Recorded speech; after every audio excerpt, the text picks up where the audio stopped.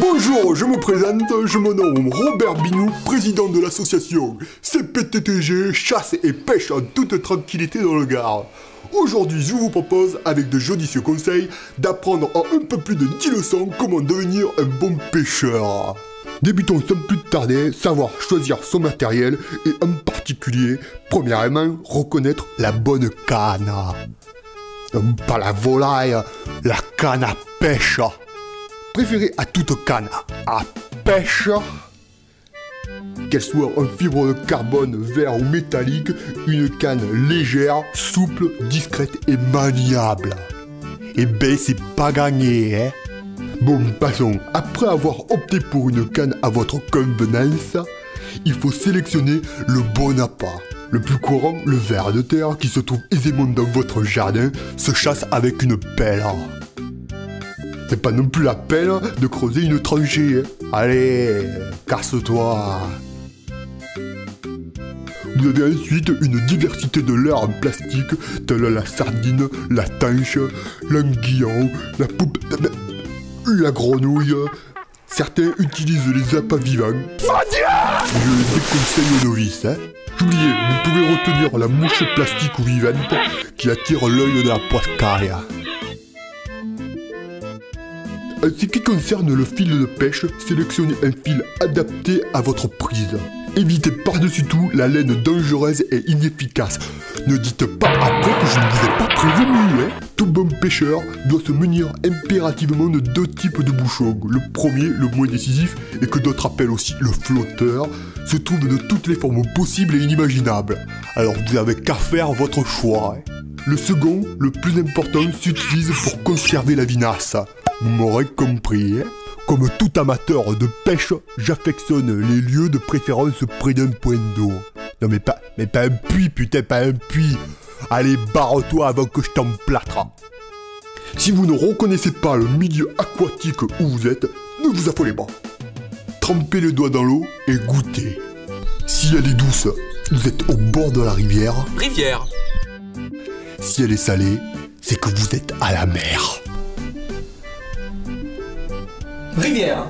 Ayant mis à jour le matériel essentiel pour débuter, pensez à vous munir de la tenue vestimentaire de rigueur.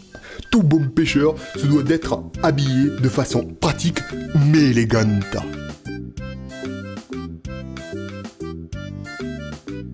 Le vert kaki pour le camouflage, la veste à poche pour son côté utilitaire, le bob pour les insolations, la chemise à carreaux pour l'esthétique. Maintenant que vous êtes prêts, nous pouvons aborder de façon élémentaire l'approche de la pêche en rivière. Tout d'abord, bien tenir sa canne. Comme si vous teniez votre vie. Pour donner de l'élan à votre ligne, le jette à l'arrêt. Mais pas trop longue l'arrêt, hein. Vous m'avez compris?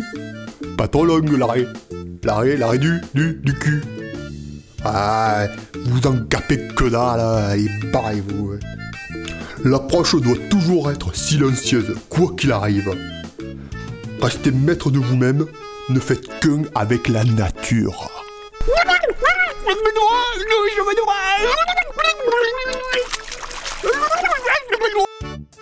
La position, c'est deux manières de voir les choses, deux manières de se positionner.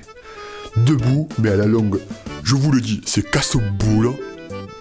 Ou assis, et je conseille à tous, mais sur une chaise pliable et qui se fonde dans le décor. Vous m'avez compris, hein?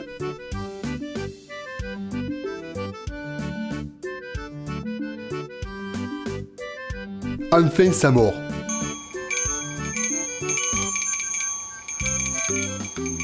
Ne vous affolez pas, hein. Ça sert à rien. C'est pas non plus obligé d'attendre en se grattant les couilles.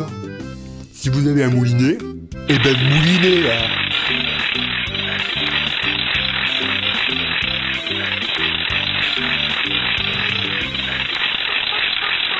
Et pas un moulin à café, un baffé. Si vous n'avez qu'une simple canne, ferrez délicatement le poisson, sans à-coups trop violents, hein. Ils comprennent que dalle, mais c'est pas possible.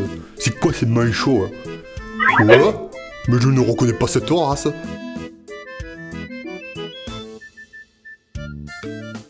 Oh putain, mais c'est rare ça. Eh mais dis mon con, c'est un fendu ça. Retirez-lui délicatement l'ensemble sans lui arracher la gueule, je veux dire, et posez-le dans le vivier. De retour chez vous, je vous propose la recette de ma mamée, une recette gastronomique. Faire cuire 20 secondes dans un four et servir tout chaud avec du riz nature. Comme votre poisson biologique. Mais le poisson, c'est un peu sec et ça descend pas tout seul dans le gosier. Il faut bien un liquide pour le faire glisser. Vous allez me dire, ouais, la poscagne, ça supporte que l'eau et le citron.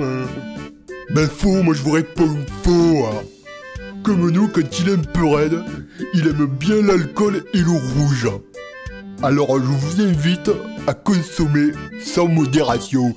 Je vous ferai remarquer en conclusion que pour un bon pêcheur, pêcher, c'est un art de vivre, un sport, un retour aux sources que l'on déguste avec passion et de la mayonnaise. Et surtout, sans votre dinde de femme. En parlant de dinde, la semaine prochaine, je vous apprendrai en 10 leçons comment chasser et tirer une biche. Bon, allez, je m'éternise, c'est fini, je vous laisse, puis j'ai pas que ça à foutre moi. Je dois tomber un litron de pastagas avec les collègues. Puis continuer cette putain de partie de pétanque.